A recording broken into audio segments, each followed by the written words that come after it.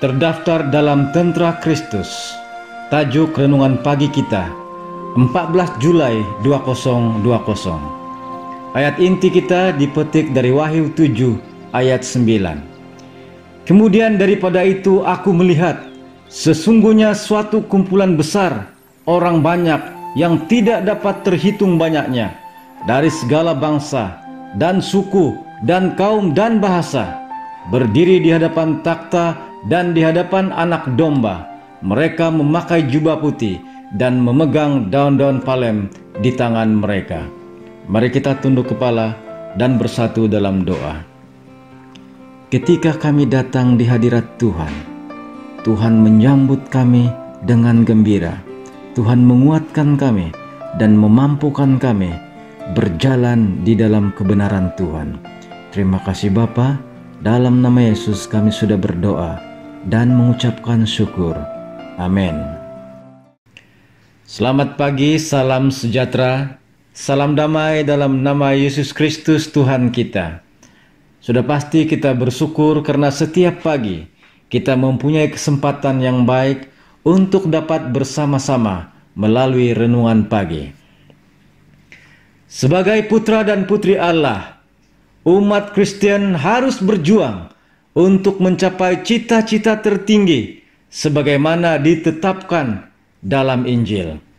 Mereka akan merasa puas tidak lain hanya oleh kesempurnaan. Mari kita menjadikan firman Allah sebagai pelajaran kita, menerapkan perintah-perintah sucinya ke dalam kehidupan kita. Mari kita berjalan di hadapan Tuhan dalam kelemah lembutan dan kerendahan hati, setiap hari memperbaiki kesalahan kita.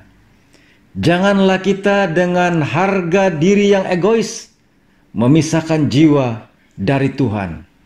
Saling menghargai bukanlah perasaan supremasi yang tinggi. Berpikir diri Anda lebih baik dari yang lain. Sebab itu, siapa yang menyangka bahwa ia teguh berdiri, hati-hatilah supaya ia jangan jatuh. Kedamaian dan ketenangan akan datang kepadamu ketika kamu membawa kehendakmu untuk tunduk pada kehendak Kristus. Kemudian kasih Kristus akan memerintah di dalam hati, serta menawan kepada Kristus pancaran segala perbuatan yang tersembunyi.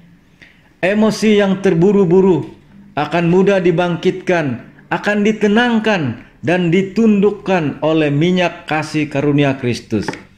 Rasa dosa yang diampuni akan membawa kedamaian yang melampaui semua pengertian.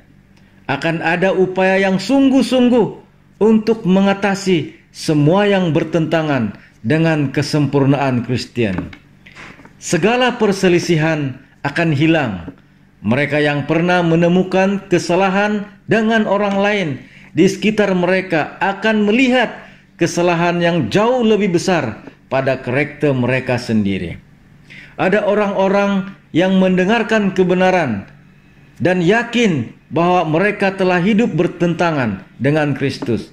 Mereka dikutuk dan mereka bertobat dari pelanggaran mereka, mengandalkan kebaikan Kristus, menjalankan iman yang benar di dalam Dia. Mereka menerima keampunan akan dosa ketika mereka berhenti berbuat jahat dan belajar untuk berbuat baik. Mereka bertumbuh dalam kasih karunia dan dalam pengetahuan akan Tuhan. Mereka melihat bahwa mereka harus berkorban agar terpisah dari dunia, dan setelah menghitung biaya, mereka menganggap semuanya sebagai kerugian jika mereka tidak memenangkan Kristus. Mereka terdaftar dalam pasukan Kristus. Peperangan ada di depan mereka, dan mereka masuk dengan berani dan riang, melawan kecenderungan alami dan keinginan egois, membawa kehendak untuk tunduk kepada kehendak Kristus. Setiap hari mereka mencari Tuhan untuk rahmat dalam mematuhinya, dan mereka dikuatkan dan dibantu.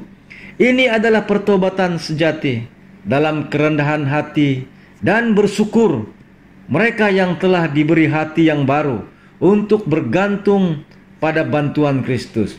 Mereka mengungkapkan dalam kehidupan mereka buah kebenaran.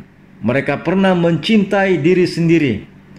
Dahulu kesenangan duniawi adalah kesenangan mereka.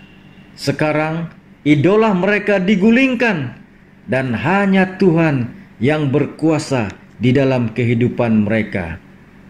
The Youth Instructor, 26 September 1901.